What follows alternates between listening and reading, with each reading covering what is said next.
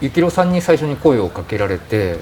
その後3人に、メンバー声かけられたと思うんですけれども、どういった経緯で3人を選ばれたんでしょうか？ヤンさんと高松くんは、ゆきいろさんの方から提案がありまして、もうすごくいいと思ったので、はい、その流れで。どういう形で声掛けをされたんでしょうか？そこまで詳しくは伺ってないんですけど、噂によるとゆきいろさんがこう推薦してくれたみたいな話はちょこっと聞きました。その時どのように思われましたか？そんなことってあるんだっていう感じというかが第一印象というか、後からこうじわじわとこう嬉しさとか光栄だなっていう気持ちは湧いてきた感じですかね。驚いたというか。そうですね、ラルカンシェルもディラン・グレンも僕ずっと聴いてきたバンドだったので、そんなことがあるんだっていうのが正直な気持ちでした。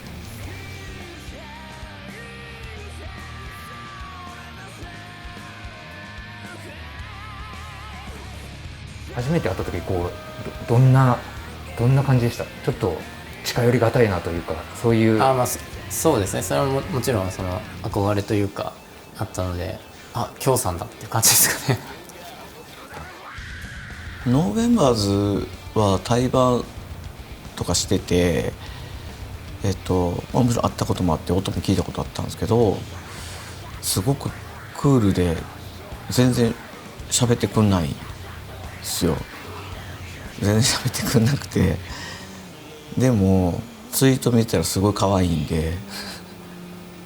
なんかめちゃくちゃ不思議で、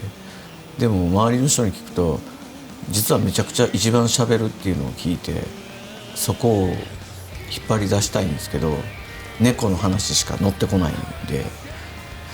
ちょっと困ってますね。でもすごいなんかベースの音がクールな感じと裏腹にすごい極悪で、そのギャップが僕は良かったですけどね。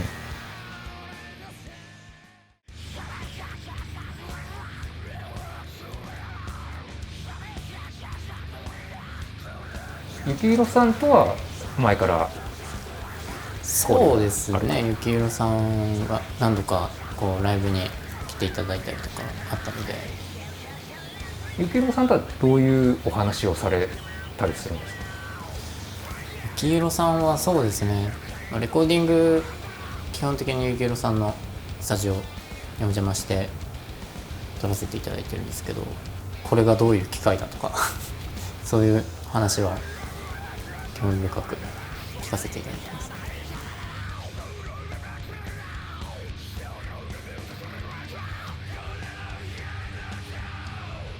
最初にやった武道館ライブありましたけれども、あの時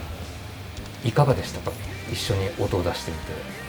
一緒に音を出してみて、武道館のライブ本番とかっ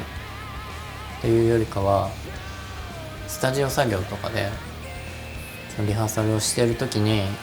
自分がこのバンドにいるんだなっていう実感というか、すごい人たちと一緒にこう今音を出してるんだなっていう実感があったので、それはもうこう感慨深いというかいいなと思いましたね。はい、いいなっていうのはどういう感じのニュアンスのいいななんでしょう？こう音楽やってきてよかったなみたいな感じでしょうかね。でその後川崎クラブチットで収録ライブがあったというところで、ライブとしては2回目っていう形にはなりますけど、その時は何かしらバンドで進化した部分とか整ってきた部分みたいのはあったんでしょうか？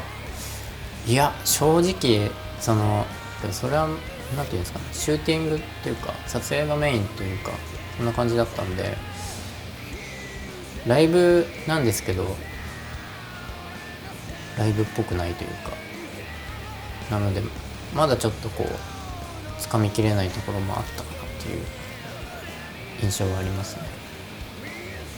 高松さんなりにもう自分のできることを 100% 出していったという。そうですね、一生懸命頑張りました。